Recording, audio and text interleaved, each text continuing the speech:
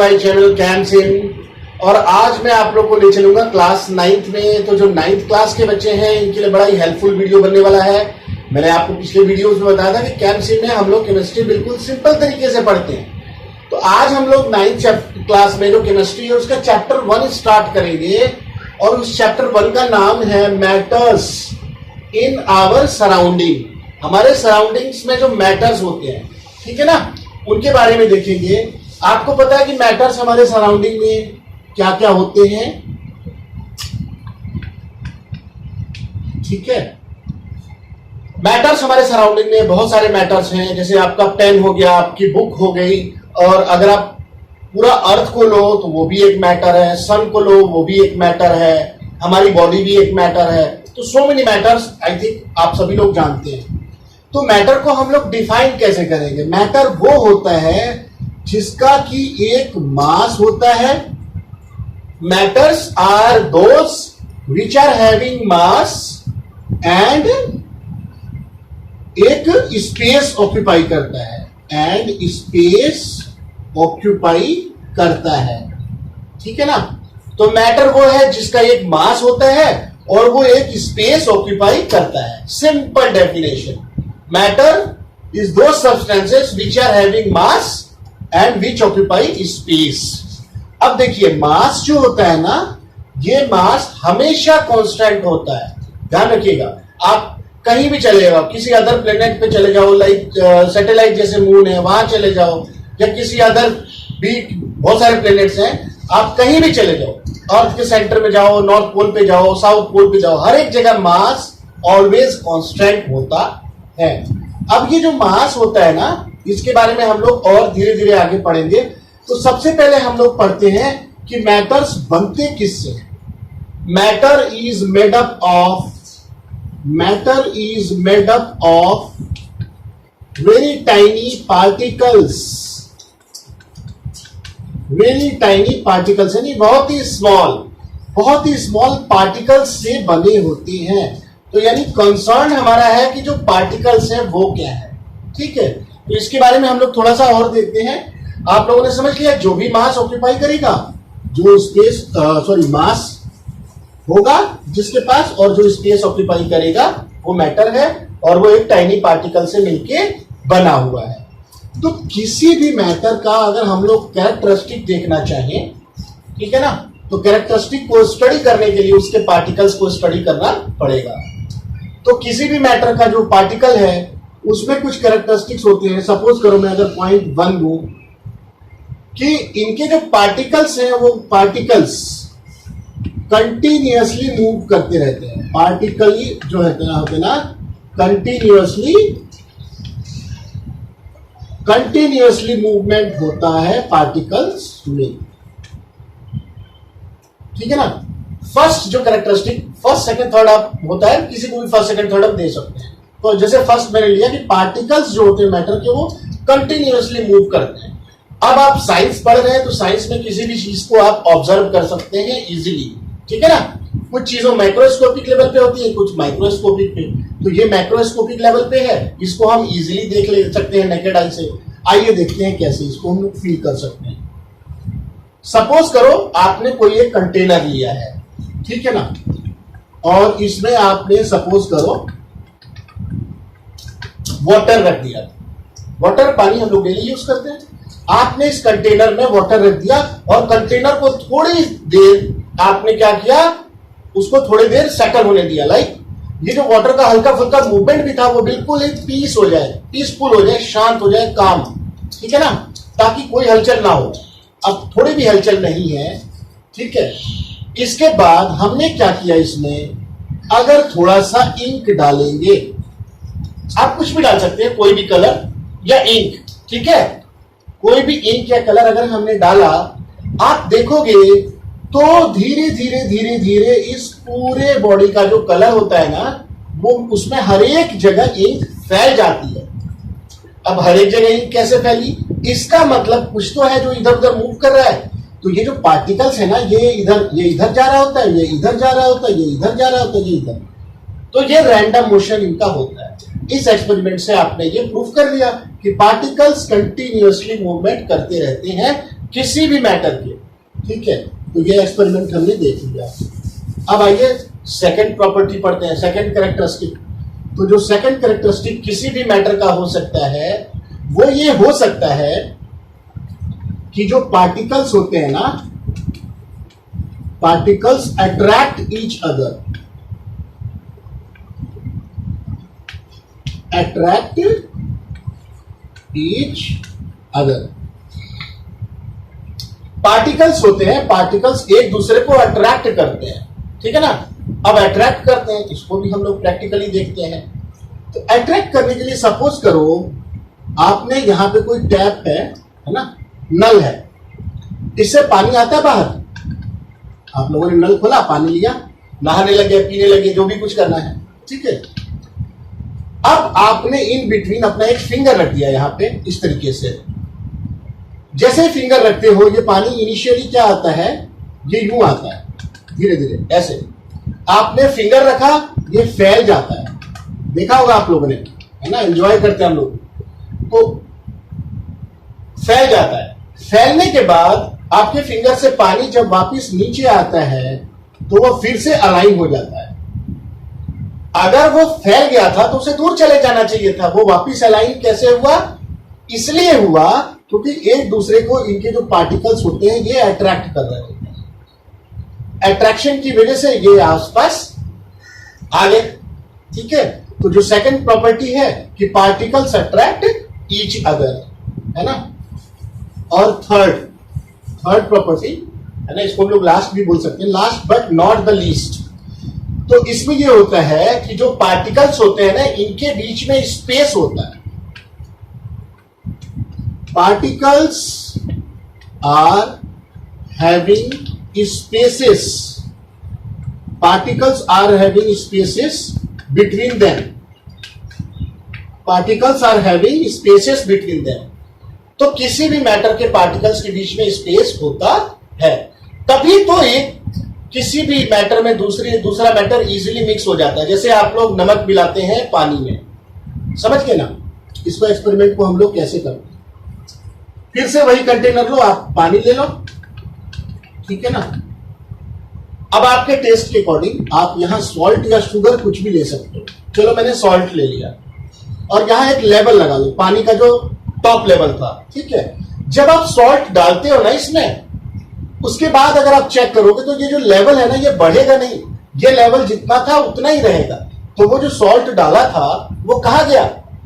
वो गया जो इनके बीच में जो ये क्या था, स्पेस था ना, उसी स्पेस के बीच में कहीं ये मिक्स हो गया, ठीक है ना। जिसको हम लोग सोडा वाटर, शिकंजी या और भी हम लोग ड्रिंक्स पीते हैं, तो उसमें यही होता है कि वो इजीली मिक्स होता है। इसी को हम लोग बोलते हैं डिफ्यूजन। जैसे दूध में कई लोग चीनी डाल के पीते हैं, ठीक है ना। तो वो लेवल इंक्रीज नहीं होता क्योंकि वो स्पेसेस में इजीली सेटल हो जाता है। तो इससे हमने ये देखा कि किसी भी मैटर के पार्टिकल्स कंटिन्यूअसली मूव करते हैं, उनके बीच में स्पेस होता है और वो एक दूसरे को अट्रैक्ट करते हैं। और मैटर की डेफिनेशन हमने पढ़ ही लिया कि मैटर वो होता है जिसका मास होता है और जो स्पेस ऑक्यूपाई करता है। अब स्टेट्स ऑफ मैटर हम लोग देखते हैं।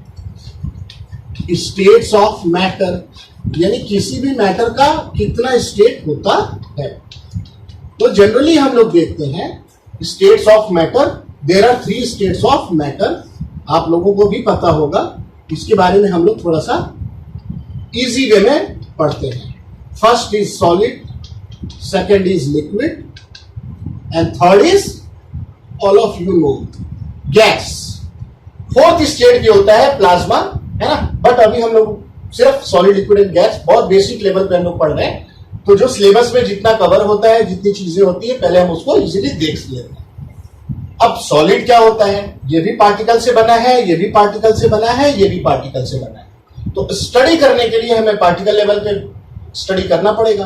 तो इनके जो पार्टिकल्स होते हैं ना, वो क्या होते हैं? इनका जो बेसिकली अगर हम बोले, इनका जो शेप है, पार्टिकल्स इस तरीके से अरेंज होते हैं कि इनका शेप जो होता है वो क्या होता है? फिक्स होता है।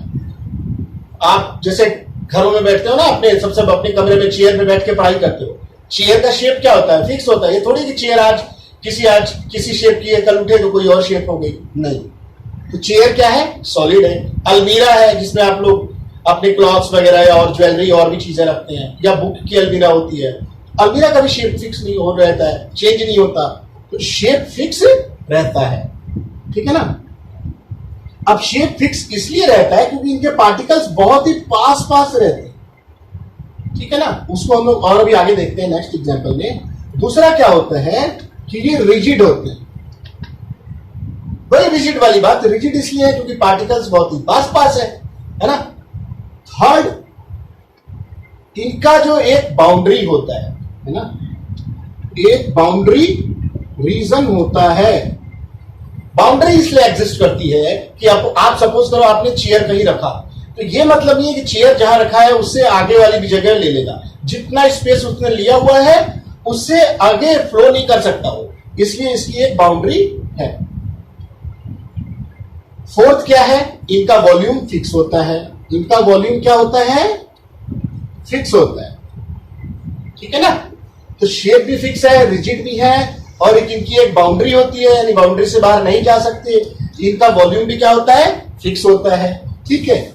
और फिफ्थ अगर हम देखें तो ये क्या होते हैं, इनकंप्रेसिबल। ये बड़ा ही इंपॉर्टेंट पॉइंट है, इनकंप्रेसिबल।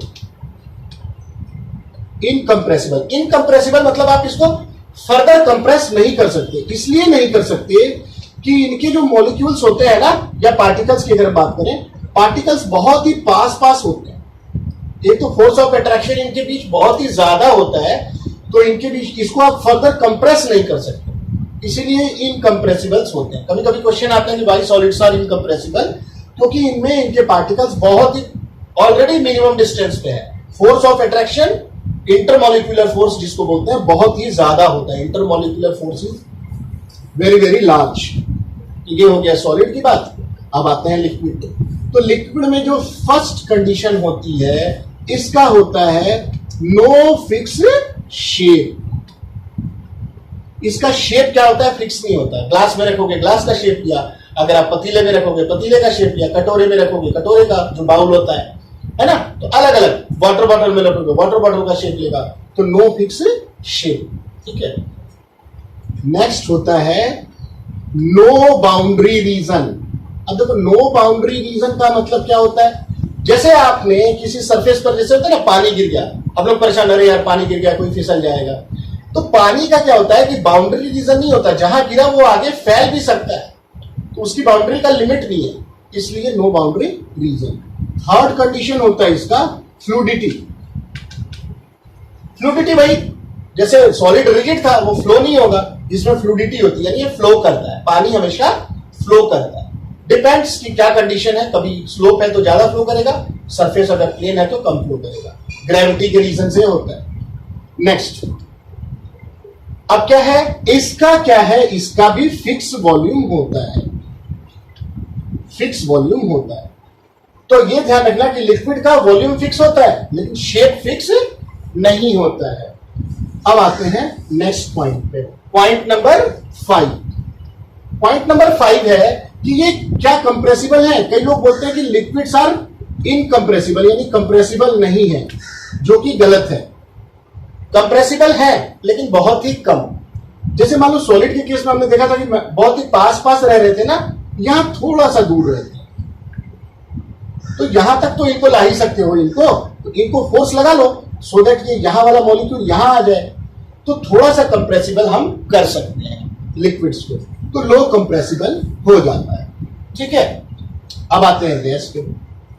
तो गैस पे जो फर्स्ट कंडीशन है कि नो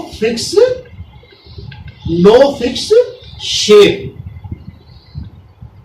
जैसा लिक्विड में था कि इसका भी फिक्स शेप नहीं है, यानी जिस भी कंटेनर में या जिस भी आप लाइक सब्सटेंस में उसको रखोगे, जैसे बलून में रखा तो बलून का शेप ले लिया, ठीक है ना। अगर आप जैसे सिलेंडर्स में होता है, घरों में आता है सिलेंडर में रखा सिलेंडर का, पाइपलाइन में गैस आती है तो पाइपलाइन का शेप ले, तो फिक्स शेप नहीं है।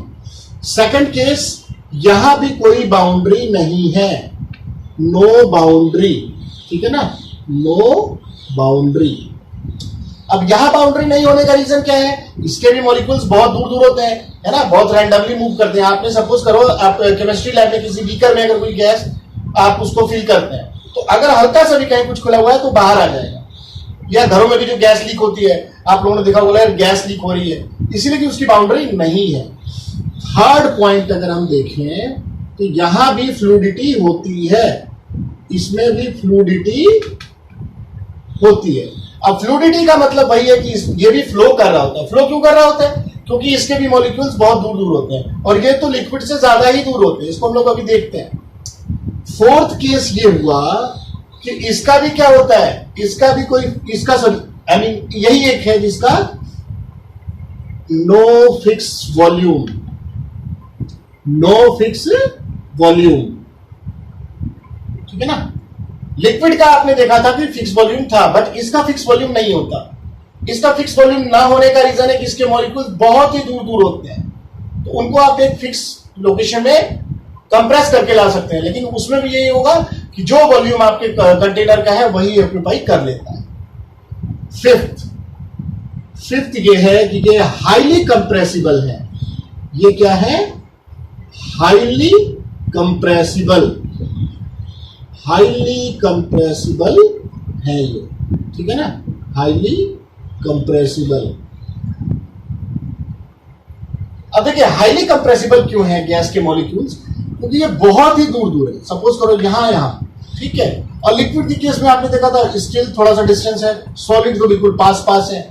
तो यानी इसके डिस्टेंस को आप प्रेशर अप्लाई करके, हाई प्रेशर लगा के इनको पास पास ला सकते हो, कहीं और पास ला सकते हो। तभी तो जो गैसेस आपके यहाँ जो सिलेंडर में भी होता है वो पैक होता है, या जो आपने देखा होगा कि जो गैस पाइपलाइन आती है तो आप लोगों ने देखा होगा वो हल्का सा लिक्विड की फॉर्म में होती है, क्योंकि उसको आपने कंप्रेस करा हुआ है, तो वो क्या हो जाता है कि पास पास आ जाता है। तो यहाँ लिक्विड लो कंप्रेसिबल, ये हाई कंप्रेसिबल और ये इनकंप्रेसिबल। इनके बीच जो इंटरमॉलिक्यूलर फोर्स है वो बहुत ही कम है, इसीलिए ये दूर दूर है और इसीलिए इनको हाईली कंप्रेसिबल हम बोल सकते हैं। तो आप लोगों ने देख लिया सॉलिड, लिक्विड और गैस के बारे में हमने स्टडी कर लिया, इनके पार्टिकल्स के नेचर के अकॉर्डिंग, ठीक है ना। अब नेक्स्ट वीडियो में हम लोग देखेंगे कि सॉलिड को लिक्विड, लिक्विड को गैस और गैस को सॉलिड हम लोग कैसे कन्वर्ट कर सकते हैं, उसके पीछे क्या लॉजिक्स है, क्या प्रिंसिपल्स है, ठीक है ना। तब तक के लिए thank you so much for watching my video. Okay.